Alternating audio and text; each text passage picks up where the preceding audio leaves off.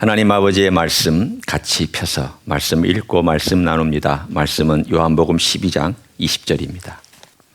요한복음 12장 20절부터 36절까지 저와 여러분이 한 절씩 교독하도록 하겠습니다. 명절에 예배하러 올라온 사람 중에 헬라인 몇이 있는데 그들이 갈릴리 베세다 사람 빌립에게 가서 청하여 이르되 선생이여 우리가 예수를 배웁고자 하나이다 하니 빌립이 안드레에게 가서 말하고 안드레와 빌립이 예수께 가서 여쭈니 예수께서 대답하여 이르시되 인자가 영광을 얻을 때가 왔도다. 내가 진실로 진실로 너에게 이르노니 한 알의 밀이 땅에 떨어져 죽지 아니하면 한 알 그대로 있고 죽으면 많은 열매를 맺느니라. 자기 생명을 사랑하는 자는 잃어버릴 것이요 이 세상에서 자기의 생명을 미워하는 자는 영생하도록 보전하리라. 사람이 나를 섬기려면 나를 따르라. 나 있는 곳에 나를 섬기는 자도 거기 있으리니 사람이 나를 섬기면 내 아버지께서 그를 귀히 여기시리라. 지금 내 마음이 괴로우니 무슨 말을 하리요. 아버지여 나를 구원하여 이때를 면하게 하여 주옵소서. 그러나 내가 이를 위하여 이때 왔나이다. 아버지여 아버지의 이름을 영광스럽게 하옵소서 하시니 이에 하늘에서 소리가 나서 이르되 내가 이미 영광스럽게 하였고 또다시 영광스럽게 하리라 하시니 곁에 서서 들은 무리는 천둥이 울었다고도 하며 또 어떤 이들은 천사가 그에게 말하였다고도 하니 예수께서 대답하여 이르시되 이 소리가 난 것은 나를 위한 것이 아니요 너희를 위한 것이니라. 이제 이 세상에 대한 심판이 이르렀으니 이 세상의 임금이 쫓겨나리라. 내가 땅에서 들리면 모든 사람을 내게로 이끌겠노라 하시니 이렇게 말씀하시면 자기가 어떠한 죽음으로 죽을 것을 보이심이러라. 이에 무리가 대답하되 우리는 율법에서 그리스도가 영원히 계신다함을 들었거늘 너는 어찌하여 인자가 들려야 하리라 하느냐. 이 인자는 누구냐. 예수께서 이르시되 아직 잠시 동안 빛이 너희 중에 있으니 빛이 있을 동안에 다녀 어둠에 붙잡히지 않게 하라. 어둠에 다니는 자는 그 가는 곳을 알지 못하느니라. 같이 읽습니다. 너에게 아직 빛이 있을 동안에 빛을 믿으라. 그리하면 빛의 아들이 되리라. 아멘. 거기까지 읽어야 되는데 제 성경에는 거기에 딱 잘려서 제목이 그 다음에 붙어 있어가지고 제가 거기까지 읽지를 못했습니다. 죄송합니다. 여러분 듣는 것과 보는 것의 차이가 무엇인지 생각해 보셨습니까? 보통 말하는 말들, 우리가 흔히 쓰는 말들에 보면 백문이 불여일견이다 이런 말이 있습니다. 100번 듣는 것보다 한 번 보는 게 낫다 그 뜻이죠. 영어에도 그 비슷한 표현이 있습니다. A picture is worth 1,000 words. 한 번 보는 그림이, 한 번 보는 것이 1,000 단어보다 만큼의 가치가 있다. 그런 표현이죠. 그러니까 동양에서는 말과 듣는 것과 보는 것을 100대 1로 봤다면 서양에서는 듣는 것과 보는 것의 그 비율을 1000대 1로 본 것입니다. 그만큼 보는 것이 얼마나 강렬한 자극이고 우리의 감각의 가장 강한 부분인지를 표현한 내용이기도 합니다. 여러분 장애를 가진 사람들의 이야기를 들어보고 또 그 여러 가지 기록들을 보면 장애의 제일 심각한 것은 시각을 잃어버린 것입니다. 시각을 잃어버리면 장애 등급을 보통 매길 때 70%의 감각을 잃었다라고 취급합니다. 청각을 잃으면 20% 정도를 잃었다 이렇게 취급합니다. 그러니까 장애 등급을 매길 때 시각 장애인이 청각 장애인보다 훨씬 더 활동하기 불편하고 많은 제약이 있다는 것을 보통 일반적으로 정부에서 기준을 따질 때 그 기준을 가지고 따집니다. 그만큼 압도적입니다. 이걸 역으로 얘기하면 시각은 그만큼 압도적으로 우리의 감각을 지배하고 있다는 뜻이 됩니다. 여러분 보고 있으면 잘 안 들릴 때가 많아요. 보는 것에 집중하면 누가 뭐라고 해도 잘 안 들릴 때가 있고요. 듣는 것보다는 보는 게 더 빨라요. 그래서 보통은 이 보는 것 때문에 우리가 실수도 하지만 이런 말도 있잖아요. Seeing is believing. 보는 것이 믿는 거라고. 그래서 보통 witness, 너 증인이다 그러면 보통은 본 사람을 증인이라고 얘기하지 들은 사람은 증인으로서 많이 등급이 떨어집니다. 자, 그럼 이 세상에서는 보는 것이 그렇게 강력하네요. 그렇죠?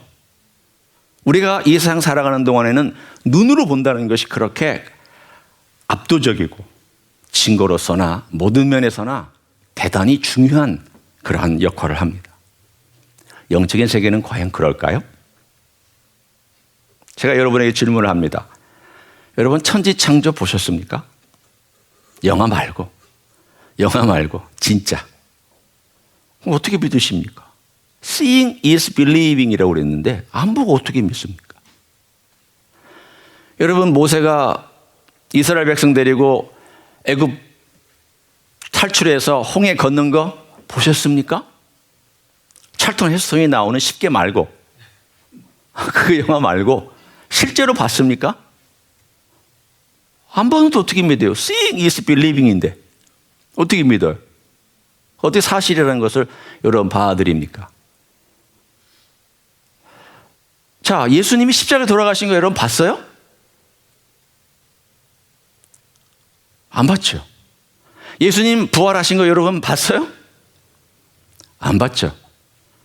그러고 보니까 우리 믿음에 관련된 영적인 세계하고는 보는 게 별로 관련이 안 돼 있네요. 그렇죠? 여러분 어떻게 믿게 됐어요? 듣고 믿었잖아요. 천지창조가 하나님께서 행하셨다. 듣고 읽었지만 듣는 거나 마찬가지예요. 그렇게 말씀해 주신 거구나. 듣고 믿은 거죠. 십자가에서 나를 죄를 위해 돌아가셨다. 듣고 믿은 거지. 이 십자가가 있다고 여러분이 진짜 그 현장에 가본 사람들은 아니잖아요. 믿음의 세계는 대부분의 경우 들음에서 그 모든 것들이 작동합니다. 보는 것은 믿음의 세계는 제가 수치적으로 표현하는 것이 좀 이상하지만 만약 굳이 표현한다면 보는 것이 20%고 듣는 것이 70%, 80%예요. 믿음의 세계는 그래요. 때문에 믿음의 세계를 보는 것으로 만족하는 사람은 믿음을 발전시킬 수가 없습니다. 믿음으로 자꾸 보는 것으로 익숙해진 사람들은 뭔가 그 마음속에 깊은 하나님이 주시는 울림을 갖지 못할 때가 참 많습니다. 뭔가 우리는 들을 때 내 마음속에 그림을 그리거나 그걸 상상력을 동원해서 자꾸 생각하고 묵상하고 그걸 머릿속으로 되새김질하는 습관이 필요합니다. 제가 한국에서 목회할 때 그 교회에 재능 있는 사람들이 꽤 있었어요. 요즘 문화체육부 장관하던 장미란 씨가 교회에 나왔었고 최근에 그 차관이 됐죠. 장관이에요. 차관.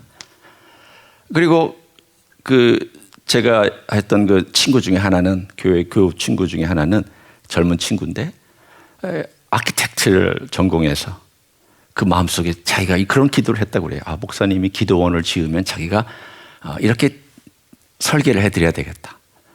그래가지고 설계한 것을 제가 이제 미국으로 가고 여기서 끝나고 이제 미국으로 간다고 하니까 부랴부랴 밤샘 작업을 해가지고 자기가 머릿속에 그리던 그 조그마한 모형을 만들어줘서 이별의 선물로 준 그런 친구도 있습니다.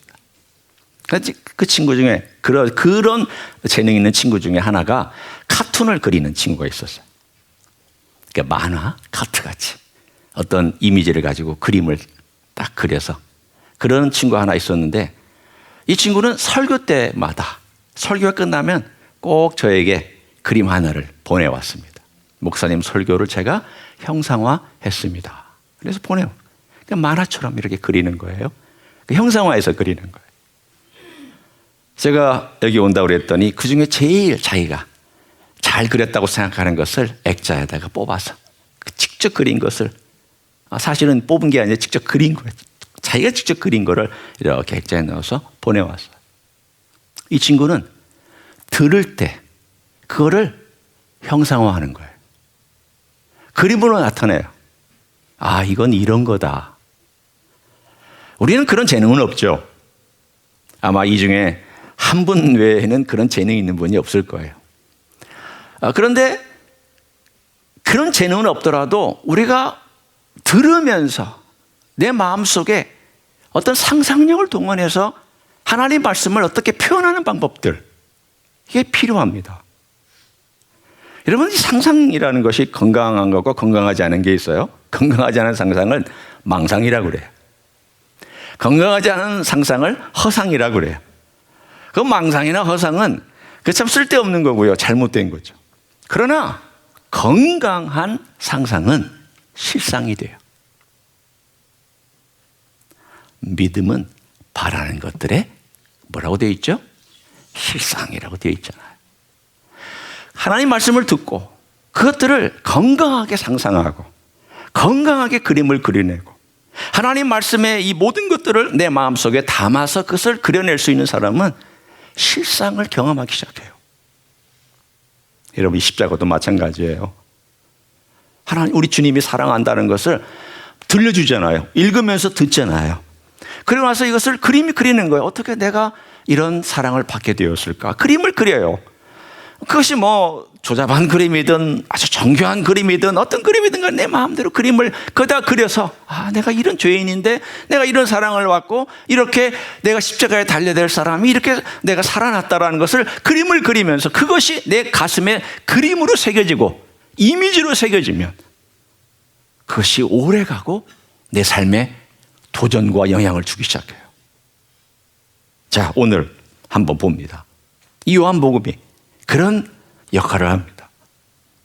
예수님께서 예루살렘 성에 입성하시려고 어린 나귀를 타고 이제 들어가셨습니다. 어린 나귀를 탄다는데 이 어린 나귀 생각하면 여러분이 아이고 조그마한 나귀를 어른이 타면 얼마나 이 어린 나귀는 불쌍할까? 여러분은 그런 생각 안 해보셨어요?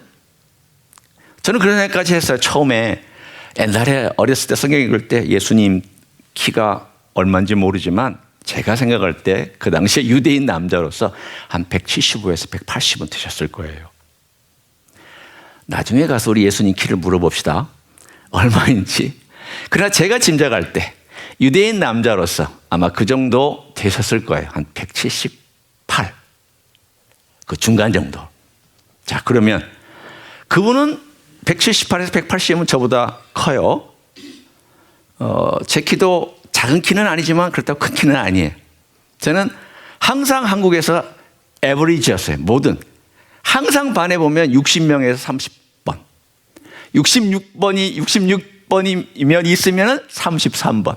항상 가운데였어요. 저는 그 가운데에서 1, 2 정도 숫자로만 있었고 항상 키도 가운데, 공부는 가운데는 아니었어요. 오해하지 마세요. 공부는 비교적 잘했어요.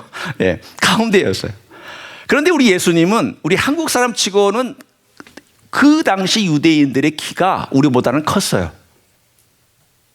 자, 그 큰 키를 가지고 어린 나귀를 탔으면 발이 질질 끌리겠죠. 저는 그 생각을 하고 어렸을 때 그런 상상을 했어요. 이 어린 나귀 참 불쌍하다. 한 번도 태워보지도 않은 그런 어른을, 그것도 무거운 어른을, 몸무게가 얼마나 나갔을지 모르지만 아마 줄잡아 그 정도 키라면은 한 70에서 80kg 나갔을 거예요. 한 160파운드? 그러니 이런 무게를 가지고 이 어린 나귀가 그걸 감당해냈을까? 저는 그래서 옛날에 이 어린 나귀에 감정이입을 했던 적이 있어요. 이 어린 나이에 감정이입을 해가지고 참 불쌍한 어린 나귀 어떻게 하다가 예수님 만나가지고 그 무거운 짐을 지고 그 무거운 어른 몸무게를 감당하고 그것도 예루살렘은 올라가는 길이에요. 내리막길이 아니란 말이죠.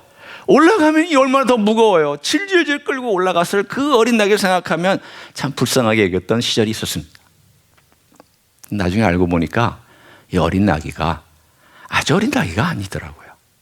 어떤 정도냐면 청소년기를 갓 벗어난 나귀. 지금으로 따지면 한 16살, 우리 어른들 나이, 우리들의 나이로 따지면 16살, 17살 된 그 어린, 아직 한 번도 짐을 져보지 않은, 이제 어미의 품으로부터 벗어나려고 막 하는 그 어린, 아직도 짐의 훈련이 안 된 사람도 태워보지도 아니하고 짐도 끌어보지 아니한 그 나귀, 모습을 볼 때는 엄마하고 비슷한 키 크기와 비슷한 어느 정도의 힘을 가지고 있지만 한 번도 짐을 져보지 않은 그 나귀가 예수님을 태우고 오르막길을 올라갔던 그 이야기가 그 앞에 등장합니다. 왜 이 나귀를 탔을까? 왜? 거기에는 여러 가지 이유가 있죠. 두 가지가 있어요. 하나는 예수님이 평화의 목적으로 가셨기 때문에, 말을 타면 전쟁의 목적이고 나귀를 타면 평화의 목적이니까. 두 번째는 겸손한 왕이라는 것을 보여주고 있어요. 보통 나귀는 왕이 타는 적도 있지만 여인들과 나이 든 사람이 타고 다니는 것이었기 때문에 사실은 겸손한 어떤 특징이기도 했어요. 자, 그러면 도대체 이 평화의 목적이라는 게 뭐냐라는 거예요. 사람들은 이 평화가 우리로부터, 이 압제로부터 우리를 해방해달라는 그런 평화를 원했지만 예수님 마음속에는 그 압제가 아니라 제일 큰 압제는 뭐냐? 죄와 사탄의 압제가 제일 큽니다. 여러분, 이 세상에 살아가는 동안 제일 우리를 두렵게 하는 것은 죄와 사탄입니다. 러시아도 아닙니다. 차이나도 아닙니다. 그런 것들은 다 지나가는 것들이고 다 물리적인 것들입니다. 보이지 않는 것, 죄 잘 안 보입니다. 여러분, 죄 행동은 보일지라도 죄는 잘 안 보입니다. 사탄 분명히 존재하지만 보이지 않습니다. 이런 것들이 더 무섭지 보이는 것들은 그렇게 무서운 거 아닙니다. 여기서부터 주님께서 겸손히 우리를 끄집어내주기 위해서 자기를 던지신, 그래서 겸손히 자기의 몸을 들이신 그 사건을 이 입성은 보여주고 있습니다. 그런데 예수님께서 자기를 섬기는 그 이야기가 오늘 본문에 읽은 가운데 두 번째 그림에, 말씀하신 그림에 나타나 있습니다. 자, 함께 오늘 읽은 본문으로 돌아와서 봅니다.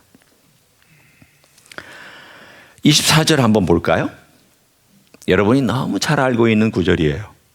24절 우리 같이 한번 읽어봅니다. 시작. 내가 진실로 진실로 너에게 이르노니 한 알의 밀이 땅에 떨어져 죽지 아니하면 한 알 그대로 있고 죽으면 많은 열매를 맺느니라. 한 알의 밀 혹은 한 알의 밀알에 대한 이야기는 워낙 유명한 구절이기 때문에 여러분이 어느 정도 다 개념을 잡고 있습니다. 주님은 분명히 말씀하셨습니다. 한 알의 밀이 떨어져 죽어야 한다. 한 알의 밀이 떨어져 썩어야 한다도 아니에요. 한 알의 밀이 떨어져 묻혀야 된다도 아니에요. 한 알의 밀이 떨어져 죽어야 한다라고 되어 있어요. 이거 강력하게 자신이 어떤 일을 앞으로 행할지에 대한 것을 말씀해 주세요. 자, 한 알의 밀이 그대로 있어요. 자, 여러분, 햇볕 따뜻한 양지 바른 곳에 한 알의 밀이 올라가서 햇볕을 쬐고 있습니다. 조금 더우면 그늘을 덮고 조금 시원하면 햇볕을 쬐면 이 한 알은 아주 재미있게 인생을 살아갈 수 있겠죠. 전혀 껍질을 벗을 필요가 없습니다. 껍질을 벗지 않냐고 그대로 온전하게 한 알 그대로 유지하면서 살아가면 됩니다. 그런데 이 한 알이 죽으려면 어떻게 돼야 되냐면 음습하고 쾌쾌하고 어두운 땅속으로 들어가야 합니다. 그 땅속으로 들어가면 그 속에서 음습한 그곳, 습기가 축축한 그곳, 그리고 깜깜한 그곳에서 두꺼운 껍질이 벗겨지고 거기서부터 생명이 올라오기 시작합니다. 예수님께서 스스로 자기의 목숨을 땅에 던져서 그 어둠 깊은 음습한 곳에 들어간다는 것을 분명히 우리들에게 말씀하시고 있는 내용입니다. 내가 그렇게 되어야 된다. 내가 내 껍질을 벗고 그래야만 내 생명을 나눠줄 수 있다. 한 알의 밀은 30배, 60배, 100배를 맺습니다. 인간의 기록에 의하면 한 알의 밀이 제일 많이 맺는 수치가 80알입니다. 잘못 맺으면 30알. 아니요, 아주 못 맺으면은 한 15알 듬성듬성 이렇게 하나가 쫙 올라와서 여러 가지 이렇게 쭉쭉쭉쭉 나달 같은 미랄들을 맺죠. 그러면 그걸 세어봅니다. 이 한 알이 몇 개를 맺었을까? 가장 풍요로울 때, 논리적으로 따지면, 가장 이상적으로 따지면 100알입니다. 그러나 가장 이상적으로 100알을 맺을 수 있는 환경은 이 땅에 없기 때문에 이제까지 인간의 역사 가운데 제일 많이 맺은 수치는 80알 정도입니다. 80알도 대단하죠. 적게는 10알, 많게는 80, 100알. 적어도 이 생명이 그 생명을 낳으려면 이 한 알이 땅속에 들어가서 껍질이 확 하고 벗겨져야 됩니다. 껍질이 벗겨지지 아니하면 절대 생명을 맺지 못합니다. 주님께서 왜 이 일을 하셔야 되느냐는 거예요. 왜 그 육체의 껍질을 벗겨야 되고, 그 육체의 껍질이 벗기는 것, 여러분 상상하실 수 있잖아요. 주님께서 채찍에 맞은 것, 껍질을 벗기시는 과정이었잖아요. 주님께서 십자가에 면류관을 쓰신 것, 껍질 벗기는 과정이었잖아요. 주님께서 손과 발에 못 박히신 것, 껍질이 벗겨지는 과정이었잖아요. 주님께서 창을 옆에 찔림당해서 물과 피가 쏟아진 것, 껍질을 벗기는 과정이었잖아요. 껍질이 벗겨져야만 생명을 낳을 수가 있기 때문에 내가 죽어야 된다. 이 껍질을 벗기고 음습한 곳에서 생명을 내가 탄생시켜야 된다. 이것은 주님께서 우리를 사랑하시기 때문에 주님께서 우리에게 들려주시는 그림이에요. 한 알의 밀이 땅에 떨어져서 깊은 곳에 들어가 어느 정도 그 습기가 있고 어느 정도 어둠 가운데서 그 껍질이 이렇게 벌어지면서 거기서부터 이렇게 올라와서 그리고 30배, 60배, 100배 열매를 맺는 이런 일이 있는 것처럼 주님이 깊숙한 무덤 속에 들어가셔야 되고 죽으셔야 되고 그분의 육체가 벌어져야 되고 그분이 피를 흘려야 되고 그분이 그렇게 해서 그 나온 생명을 나눠줄 수가 있겠구나. 그림을 그려보라는 거예요. 여러분, 우리가 그림을 그리면서 주님께서 왜 이렇게 하셔야 됐을까? 왜 이렇게 할 수밖에 없었을까? 그것 외에는 생명을 나눠줄 수 있는 다른 방법이 없었기 때문에. 자연에서도 그거 외에는 방법이 없어요. 한 알의 밀이 땅에 떨어져서 그렇게 되지 아니하면 생명을 못 낳으니까 그 자연 속에 있는 원칙도 그렇게 할 수밖에 없었다는 것이죠. 영적으로는요, 더 그렇습니다. 영적으로 나 하나 잘 간직하면 멋진 인생 살 수 있죠. 내 고집 피우고 내 주장 앞세우고 내가 원하는 스타일대로 하고 남들에 대하여도 이렇게 해라 저렇게 해라 가르칠 수 있고 남들이 안 하는 것에 대해서 비난하고 비판할 수 있고 이렇게 하시오 저렇게 하시오 얘기할 수 있고 여전히 우리는 우리 자신의 똘똘 뭉쳐있는 껍질의 단단함으로 나 자신을 무장하고 사람들 사이를 헤쳐가면서 돌격 앞으로 살아갈 수 있어요. 왜? 껍질이 있으니까. 단단하잖아요. 누구든지 내 앞길을 막는 자를 무너뜨릴 수 있어요. 왜? 단단한 껍질이 있으니까. 땅속으로 들어가면 누구든지 해칠 수 없는 거예요. 왜? 죽었잖아요. 그 안에서 껍질이 벗겨졌잖아요. 그러니까 그게 내 마음대로 하는 게 아니잖아요. 오늘 그 이야기를 우리에게 이렇게 던져주셨습니다. 자, 보세요. 자기 생명을 사랑하는 자는 25절입니다. 잃어버릴 것이요. 이 세상에서 자기 생명을 미워하는 자는 영생하도록 보존하리라. 이 말씀이 저에게는 한편으로는 감사하기도 했지만 한편으로는 두렵게 다가왔습니다. 왠지 아시죠? 여러분, 내가 예수 믿으니까 나는 내 생명을 미워했습니다.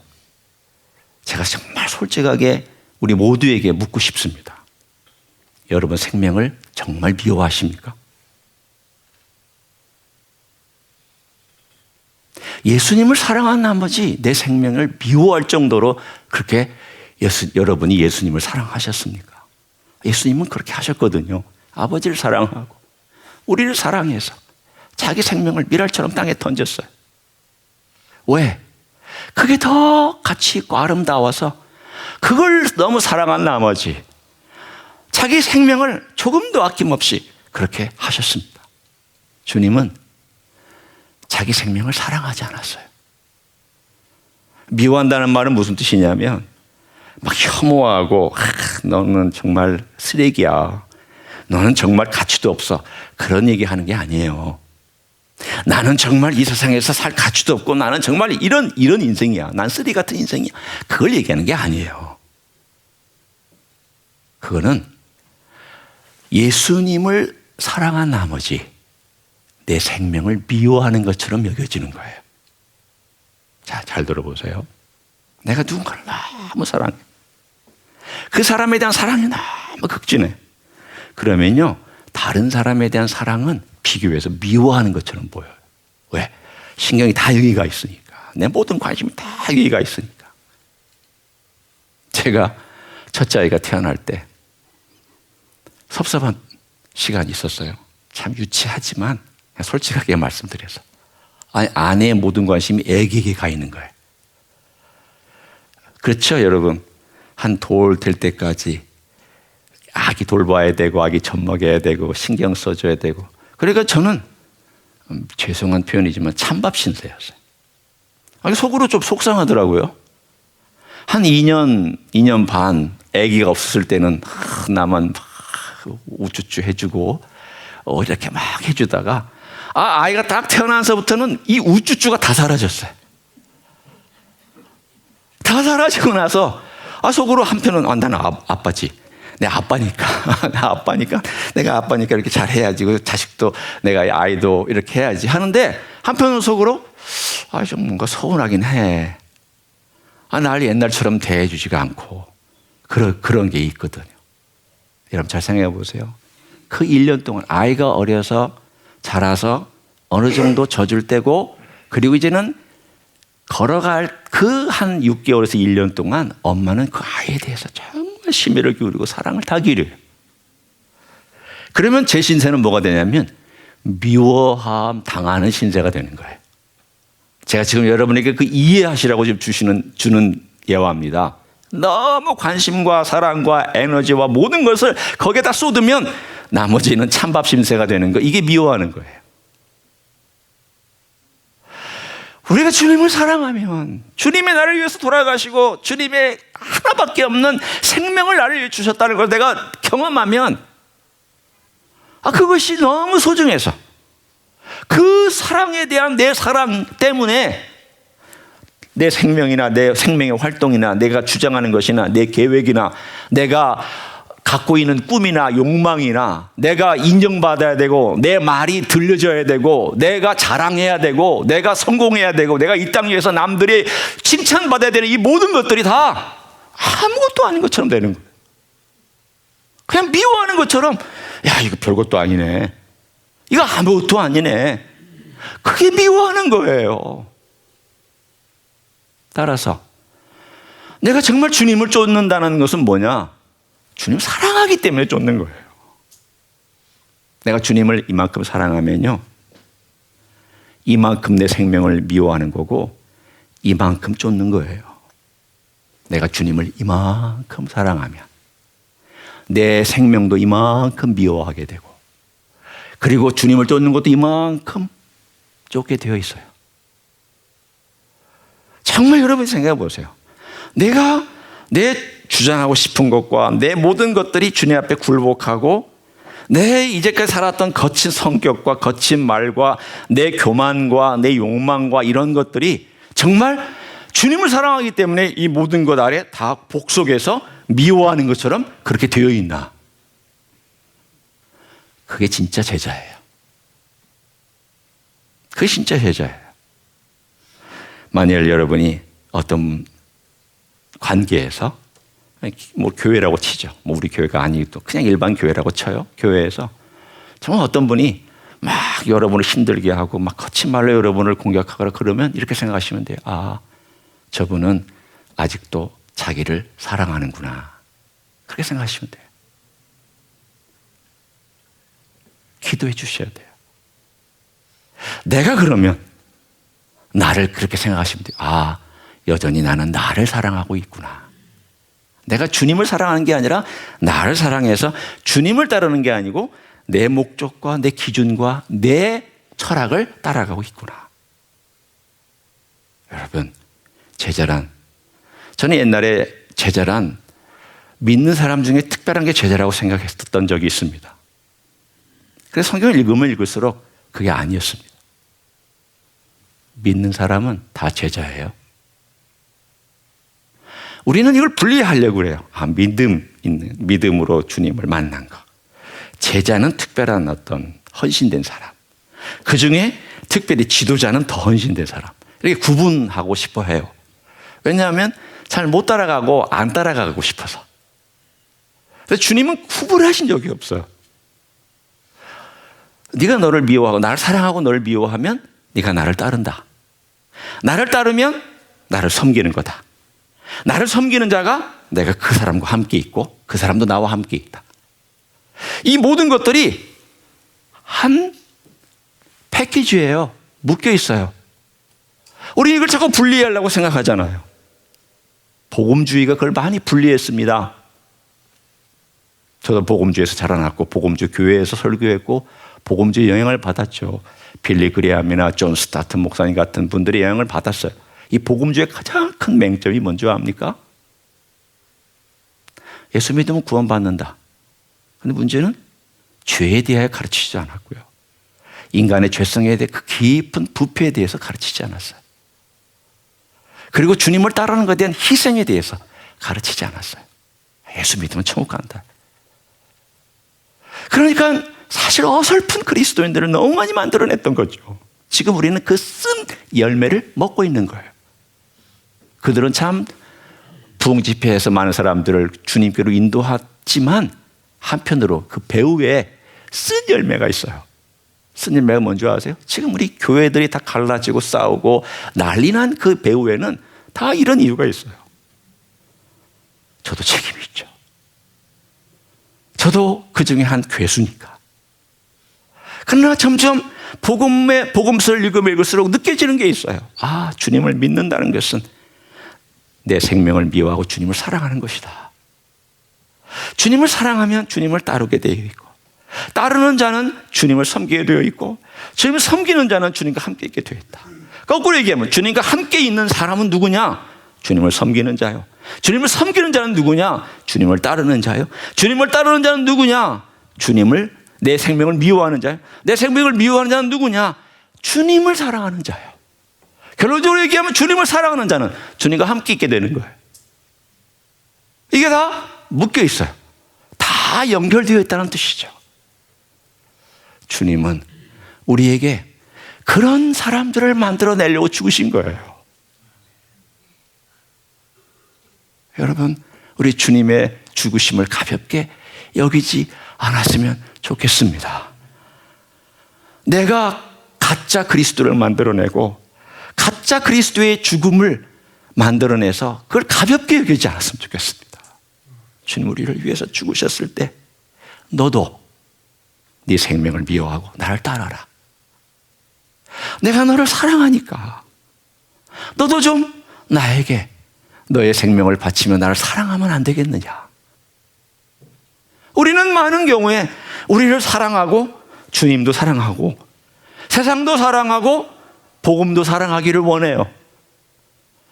죄송합니다. 그건 절대 성립되지 않습니다.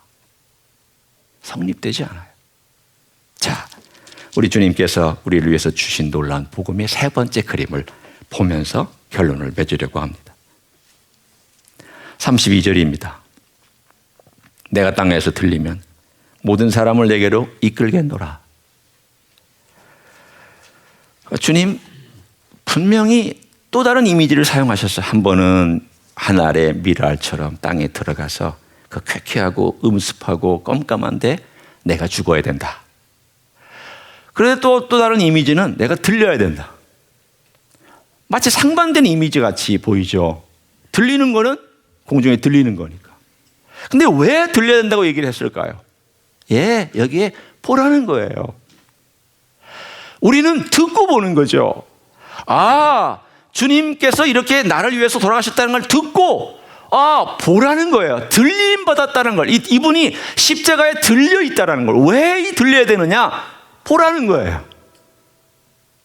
헬라인도 보고 로마인도 보고 누구든지 보고 내가 이만큼 너희를 사랑하고 내가 이렇게 수치를 당하고 내가 너를 위해서 이렇게 대가를 지불했다는 것을 봐라. 이게 보라는 거예요. 주님께서 이 귀한 메시지를 우리에게 주신 것은 내가 들려야 된다. 여러분, 왜 들려야 되느냐? 우리가 보고 그 사랑을 느끼고 내가 받아야 될 형벌을 저분 저렇게 받았다. 내가 죽어야 될 자리에 저분 저렇게 죽었다. 여러분, 제가 이런 말을 해도 용서해 주십시오. 지옥은 십자가에 못 박히는 것보다 더한 형벌일 거예요. 영원한 형벌은 십자가에 못 박히는 것보다 더 아픈 형벌일 거예요. 그건 영원히 받는 형벌이잖아요. 얼마나 고통스러울까요? 그러니까 내가 그런 형벌을 받아야 되는데 그 자리에 있어야 되는데 주님께서 대신 나를 위해 죽으셨다는 내가 올라갈 자리를 머릿속으로 상상해 보십시오. 저는 주님께서 십자가에 저를 용서해 주셨다는 그런 그림도 그려지지만 내가 올라갈 자리, 내가 죽어야 될 자리, 내가 형벌받아야 될 자리에 대한 그림을 이렇게 자꾸 그려가면서 그런데 그 자리에 주님이 대신 죽으셨고 들림 받았고 봐라. 내가 너 때문에 이렇게 죽었다. 내가 너를 위해서 죽었다. 널 구원하기 위해서 죽었다. 너에게 평화를 위해서 죽었다. 내가 겸손하게 내 생명을 너에게 바쳤다. 내가 들렸다. 얼마나 수치스럽고 얼마나 비참하고 얼마나 고통스러운 죽음을 죽으셨습니까? 그런데도 왜 이렇게 하셨냐? 하나죠. 우리를 평화를 주시려고. 이 모든 세 가지 이미지가 다 하나로 연결되어 있습니다. 어린 나귀를 타고 들어가셨던 그림이나 하늘의 미랄이 땅에 떨어져 죽는 그림이나 공중의 높이 들리는 그림이나 다 무엇을 표현하고 있느냐? 내가 너를 위해 죽어야만 네가 산다. 이 메시지예요. 내가 죽어야만 된다. 내가 죽어야만 너희가 일어설 수 있다. 제 삶 속에서 이 메시지를 가지고 주님, 제가 이 죽는다는 것에 대한 것을 좀 더 많이 묵상하기를 원합니다라고 기도하기 시작을 했습니다. 여러분, 두 가지를 위해서 기도하십시오. 하나는 주님의 사랑에 대하여 제가 정말 주님을 사랑할 수 있게 해달라고. 그리고 그 사랑을 느끼는 것을 어떻게 측정하냐면 내가 죽어 있다라는 것을, 내가 죽는다는 것을 얼마나 경험하고 있느냐. 이 두 개는 정확하게 비례합니다. 내 마음대로 살면 안 죽은 겁니다. 내 마음과 내 기준을 주님의 주권에 복종시키면 주님을 사랑하는 거고 나는 죽은 겁니다. 그렇게 생각하시면 돼요. 제가 아비로서 가정에서 있을 때 4명이 있죠. 저와 제 아내와 딸과 아들. 이 4명이 있습니다. 제가 넘버 몇 번일까요? 넘버 4예요. 이 깨끼손가락, 새끼손가락이. 아마 5명이었으면 그래도 꼴찌였을 거예요. 어떨 때는 강아지보다 못할 때가 있는 것 같아요. 강아지까지 포함하면 넘버 5예요. 그래도 강아지는 설마 나를 아래로 보지는 않겠지 생각하면서 저는 살아요. 스스로. 하여튼 간에 강아지 빼고 4명 중에 넘버 4예요. 어떨 때 생각해요. 옛날 같았으면 아버지의 권위와 아버지의 말발이 좀 섰을 텐데 요즘의 애들은요 얼마나 똑똑한지 아빠의 말발이나 아빠의 권위는 뭐 아랑곳하지 않아요. 자기 하고 싶은 얘기 다 하고요. 그리고 논쟁도요 얼마나 똑똑한지 몰라요. 나 때보다 훨씬 더 똑똑한 것 같아.